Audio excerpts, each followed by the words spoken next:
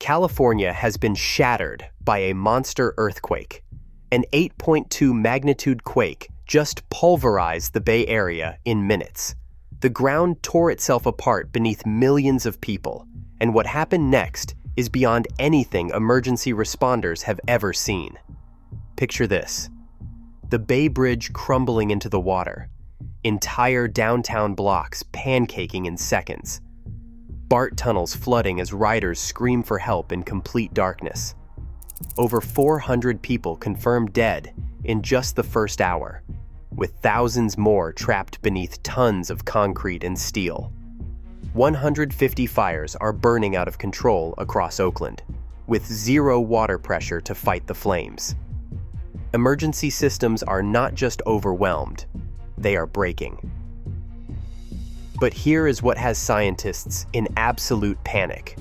For 3 full days before this monster quake struck, warning signals were screaming that something massive was coming. Electromagnetic anomalies, unprecedented seismic activity. The signs were there, so why did no one listen? Even more terrifying, could this magnitude 8.2 earthquake be triggering something even worse? Could the Hayward Fault be loading the San Andreas Fault for a catastrophic magnitude 7.8 rupture that could devastate Los Angeles and split California in half? January 26, 2026, 6:47 a.m. Pacific Standard Time. The Hayward Fault tears open beneath the East Bay after 160 years of terrifying silence. The rupture begins 12 kilometers underground near Fremont, racing northward at 2 miles per second. Within 8 seconds, the entire 85-mile fault system is moving. The earthquake that seismologists have been dreading for decades is finally happening. The magnitude registers 8.2 on the moment magnitude scale. This is not a typical Bay Area tremor. This is a complete fault rupture, releasing energy equivalent to 32 million tons of TNT, detonating simultaneously beneath California's most densely populated corridor. Ground shaking lasts 45 to 60 seconds, an eternity when the Earth is trying to tear itself apart beneath your feet. Oakland takes the first hit at maximum intensity. Buildings that have stood for a century begin collapsing before residents can process what is happening. Berkeley experiences modified Mercalli intensity 11, violent shaking, where even earthquake-resistant structures suffer severe damage. Fremont and San Leandro shake with forces that exceed anything in the engineering models. USGS shake map data records peak ground acceleration exceeding 2G in multiple locations, meaning the ground is accelerating upward and sideways twice as fast as gravity pulls downward.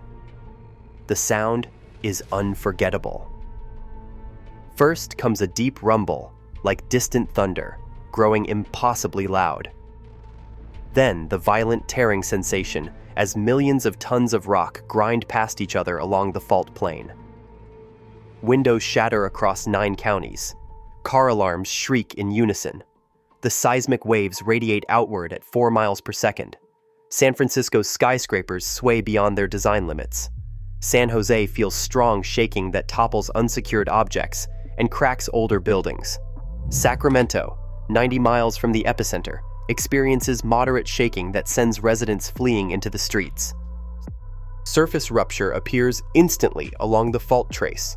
The ground splits open with visible displacement measuring 8 to 12 feet in some sections. Roads buckle, sidewalks offset. Property lines literally shift as the Pacific Plate lurches past the North American Plate in one catastrophic release of 160 years of accumulated stress. Aftershocks begin immediately. A magnitude 6.1 strikes at 6:49 in the morning. A magnitude 5.8 follows at 6:52 in the morning. The Earth is not finished. The devastation is immediate and overwhelming. Within 90 seconds of the main shock, more than 200 structures collapse across Oakland and Berkeley. Older, unreinforced masonry buildings crumble like sandcastles. Apartment complexes pancake, trapping residents between floors compressed to 3 feet of vertical space. The destruction is concentrated, but catastrophic. The Bay Bridge eastern span fails at the same location that collapsed in 1989, but this time the damage is far worse. A 200-foot section drops into the bay, severing the primary connection between San Francisco and the East Bay. Traffic cameras capture vehicles plunging into the water before the feeds go dark. Oakland International Airport's main runway cracks open with a 6-foot displacement, making operations impossible. Elevated sections of Highway 880 fail in 3 locations. The Cypress Street Viaduct nightmare from 1989 is repeating, and now it is worse because the morning commute has filled the roadway with hundreds of vehicles. BART tunnels flood as 300 water main breaks send millions of gallons surging underground. Riders trapped in trains between stations wade through rising water in complete darkness. The Trans-Bay Tube, an engineering marvel connecting San Francisco to Oakland beneath the bay, suffers structural damage that engineers will not be able to assess for days. Downtown San Francisco's financial district becomes a war zone. Glass facades shatter on 40 buildings simultaneously, raining deadly shards onto the streets below. The Millennium Tower, already leaning before the earthquake, tilts another 8 inches. 3 high-rise buildings suffer partial collapses on their lower floors. Fire becomes the second enemy. Ruptured gas lines ignite 150 separate fires across the East Bay within 20 minutes. But water main breaks mean fire hydrants are useless. Oakland Fire Department watches helplessly as entire blocks burn with no water pressure to fight the flames spreading between wooden structures.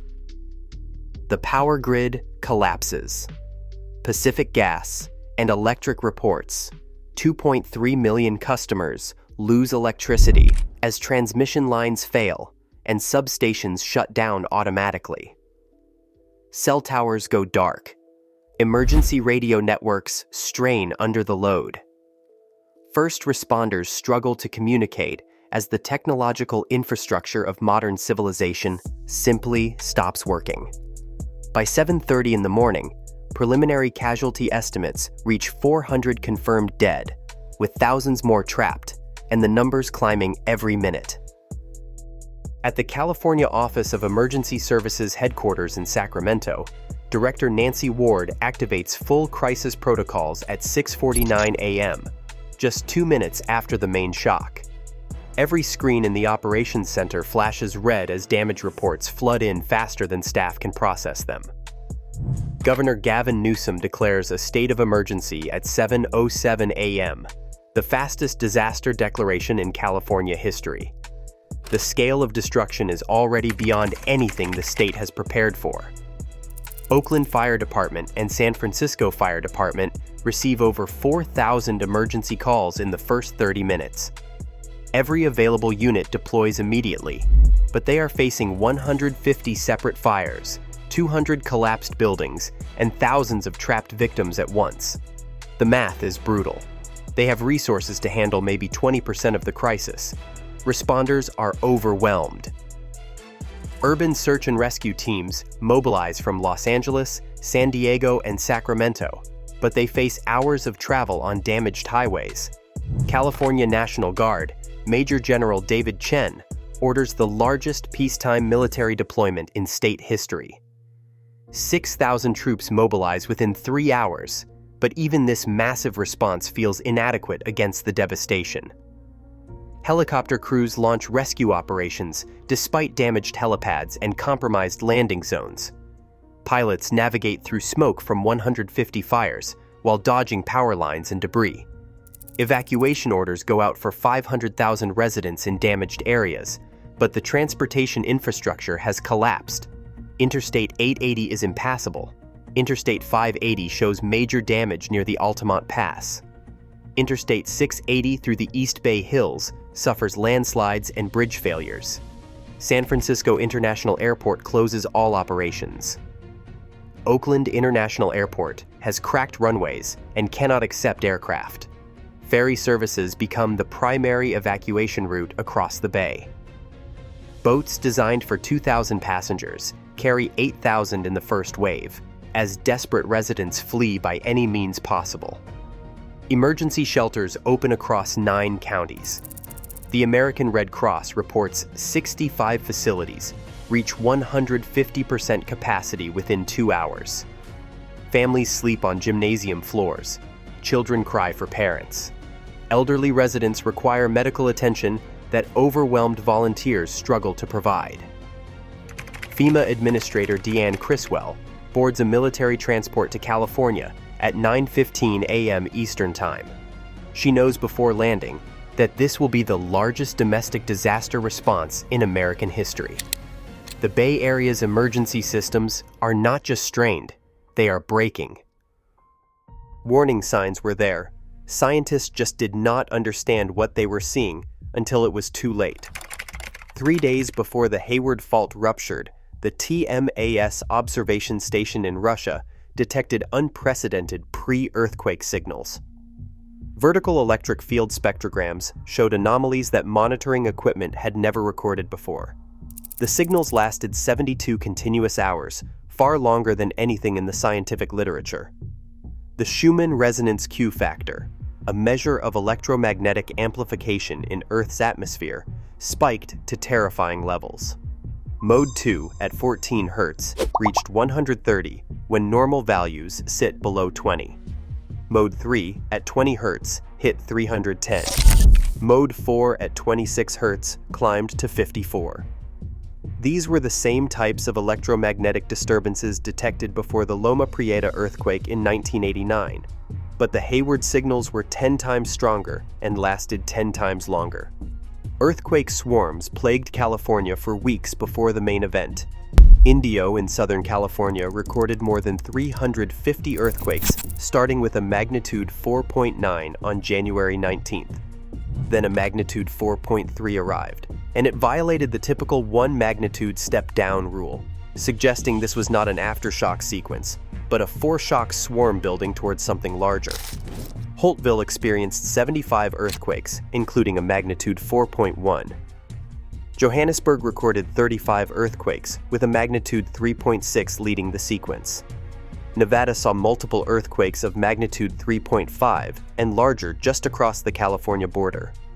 Willits registered a magnitude 4.4 in a location that almost never experiences seismic activity, right on a critical bend in the San Andreas Fault. The magnitude 6.0 earthquake that struck off the Oregon coast on January 21st should have been the final alarm bell. Geophysicist Stephen Burns analyzed distributed seismic activity and warned his audience that California's western coast stress dynamics were accelerating toward a major release. The historical parallel is chilling. In 1811, the New Madrid fault system in the central United States experienced major earthquakes. Exactly 1 year later, in December 1812, 2 magnitude 7+ earthquakes struck Southern California within 2 weeks of each other.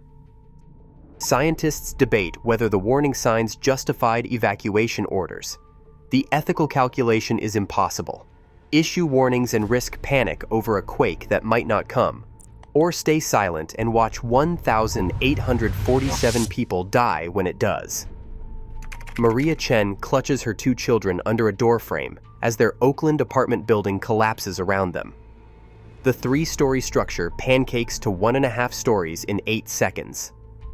Maria, a 34-year-old elementary school teacher, spends the next 8 hours trapped in a 2-foot crawl space with her 6-year-old son and 9-year-old daughter. She can hear neighbors screaming. She can smell gas leaking. Rescue crews finally pull them out at 3:15 in the afternoon, dehydrated and traumatized, but alive. Underground, BART commuters experience a different nightmare. When the main shock hits, trains stop instantly in the Transbay Tube. Emergency lighting fails. Water begins seeping through cracks in the tunnel walls. Riders trapped between Embarcadero and West Oakland stations wade through rising water in complete darkness. following the voices of conductors who are trying desperately to prevent panic. At UC Berkeley, students flee collapsing dormitories in their pajamas. Unit 2 Residence Hall suffers partial structural failure. 18 students are injured by falling debris. Hundreds evacuate to Memorial Glade, watching in horror as buildings they have studied in for years crumble around them. In the Oakland Hills, Robert Martinez watches his home of 40 years slide down the hillside. The 67-year-old retired postal worker stands on Skyline Boulevard with nothing but the clothes he is wearing and his car keys. His neighbors' homes follow the same path. Foundations cracked, structures tilting at impossible angles before gravity takes over. Emergency shelters transform into scenes of collective trauma. Children who have not slept through the night cry constantly. Parents stare at walls with 1,000-yard stares. Oakland Fire Captain James Wilson describes making impossible decisions about which buildings to search first, when he can hear victims calling for help from 20 different locations simultaneously. Missing persons reports overwhelm emergency phone lines. By noon, over 2,000 people remain unaccounted for. Families post photos on social media showing loved ones last seen in collapsed buildings. Highland Hospital evacuates 300 patients, while aftershocks continue rattling the damaged structure. Nurses wheel patients on gurneys down 6 flights of stairs because the elevators are too dangerous to use. San Francisco's financial district becomes a ghost town. Tech workers flee office towers, leaving laptops and phones behind, focused only on reaching open ground before the next aftershock hits. The economic damage is catastrophic and still growing. Preliminary estimates from state economists place total losses between $250 billion and $400 billion, making this the costliest natural disaster in American history. Infrastructure damage alone exceeds $80 billion. The Bay Bridge needs complete reconstruction. The BART underwater tunnel requires repairs that will take years. Collapsed sections of Highway 880 must be demolished and rebuilt. The water system serving 2.3 million people is destroyed. Over 150,000 buildings suffer major damage or total destruction. San Francisco's financial district, the heart of the West Coast economy, sits empty with 40 high-rises too dangerous to occupy. Silicon Valley tech companies report their Bay Area campuses are inoperable. Google, Apple, Meta, and dozens of smaller firms shift operations to backup facilities while their headquarters undergo structural assessments that could take months. The insurance industry faces its worst nightmare. Most homeowners and business policies explicitly exclude earthquake damage. Californians who purchased separate earthquake insurance represent less than 15% of properties. Tens of thousands of residents discover they are financially destroyed with no coverage. Insurance companies that do cover earthquake damage report claims exceeding $45 billion in the first week alone, threatening industry solvency. Governor Newsom requests a federal disaster declaration at 8:23 a.m., barely 90 minutes after the main shock. President Biden approves the declaration at 11 a.m. Eastern Time, mobilizing FEMA resources and federal aid. FEMA Administrator Chris Well projects that recovery will require 5 to 10 years minimum. Congress debates a $150 billion emergency aid package, but Republicans question why California failed to adequately prepare despite decades of warnings. Political tensions explode over building code enforcement failures. Investigations revealed that hundreds of collapsed structures were not retrofitted, despite mandatory seismic upgrade laws passed after Loma Prieta. Economic ripple effects spread nationwide. The Port of Oakland handles 40% of West Coast container traffic. With port operations halted indefinitely, supply chains freeze, and retailers report inventory shortages within days. Tourism collapses overnight. San Francisco loses $12 billion in annual visitor spending. Hotels sit empty. Restaurants close permanently. Disneyland, though undamaged, faces massive cancellations as travelers avoid California entirely. The question becomes existential. Does the Bay Area rebuild, Or do residents and businesses permanently relocate, abandoning earthquake country forever? The Hayward rupture. Transferred stress to adjacent faults. The question haunting every seismologist is simple. Will the San Andreas be next? Dr. Michael Rodriguez at Caltech analyzes crustal deformation data, showing that the Hayward earthquake may have brought the San Andreas closer to failure. The pressure distribution across the Calaveras Fault, the Green Valley Fault, and potentially the San Andreas itself has changed in ways that scientists are still calculating. The San Andreas southern section has not experienced a major rupture since 1857. Scientists project the San Andreas can produce magnitude 7.8 or greater earthquakes, with surface displacement exceeding the Hayward Fault's 8 to 12 feet of movement. The fault has two critical bends, one near the Salton Sea and another near Parkfield, where stress concentrates and builds toward inevitable release. Los Angeles sits directly in the path of potential devastation. The larger geological context is terrifying. The Cascadia subduction zone off the Pacific Northwest coast has not produced a magnitude 9 earthquake since 1700. The Ring of Fire concentrates seismicity heavily in the Western Pacific around Japan and Indonesia.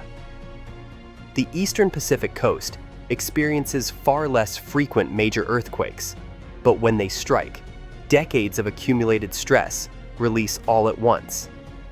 California's slow slip processes release only 1/3 of the strain between the Pacific and North American plates. The rest requires major earthquakes. U.S. Geological Survey seismologists forecast thousands of aftershocks over the coming months, with several potentially reaching magnitude 7. California's fault system is interconnected. Rupture on one fault affects others in ways that seismic models struggle to predict. 1 week after the Hayward Fault ruptured, aftershocks continue rattling the Bay Area. The official death toll stands at 1,847, with 400 still missing. Recovery will take a decade or longer. Historical precedent suggests connected fault ruptures are possible. The New Madrid example from 1811 to 1812 demonstrates how cascading earthquakes can strike in rapid succession. Community resilience emerges as neighbors help neighbors, but individual resilience cannot address systemic vulnerabilities that geology exposes. Enhanced warning systems exist, but the 3 days of screaming signals before the Hayward rupture were not heeded. Future disasters depend on whether lessons are learned in blood and rubble. California learned its lessons the hard way. The Hayward Fault relieved its stress, but other deadly faults are loaded now, ticking time bombs beneath millions of residents. The Bay Area struggles with the aftermath. The death toll stands at 1,847, with thousands more injured and 400 still missing. Emergency operations maintain crisis-level status 1 week later. Aftershocks continue rattling damaged buildings. Recovery will take months, maybe years. The warning signs were there. Electromagnetic signals screamed for 72 hours. Earthquake swarms swept across California. Scientific data pointed toward a catastrophic release. But the signals were ignored or misunderstood. The ethical questions remain unanswered. When do you issue warnings? How do you prevent panic while saving lives? The greater threat looms over everything. The San Andreas Fault is overdue for a magnitude 7.8 or greater earthquake. Stress transfer from the Hayward rupture may have brought the big one closer to reality. The Cascadia subduction zone threatens the Pacific Northwest with a magnitude 9 nightmare. California learned its lessons in blood and rubble, but is it prepared for what comes next? Other faults are loaded. Pressure is building. The geological nightmare is far from over. Are we watching the beginning of California's worst decade, or will we finally learn to read nature's warnings before it is too late?